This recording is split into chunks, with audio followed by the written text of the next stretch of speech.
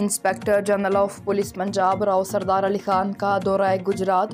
तफसीलात के मुताबिक inspector general of police Punjab Rao Sardar Ali Khan ने गुजरात का अहम दौरा किया। DPO कॉम्प्लेक्स पहुंचने पर IG पंजाब का RPO Gujranwala Imran Ahmad, district police officer Gujrat Umar Salamat, SP investigation Imran Razzaq और दीगर पुलिस अफसरान और शोहदाए पुलिस के बच्चों ने इस्तकबाल किया।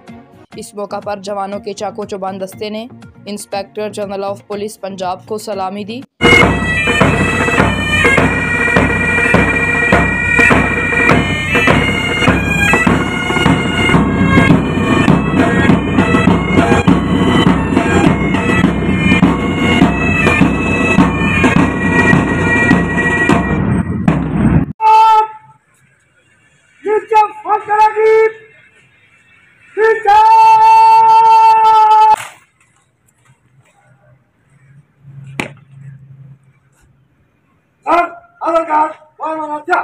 इस मौका पर इंस्पेक्टर जनरल ऑफ पुलिस ने शोहदा के बच्चों को तोहफ़े दिए।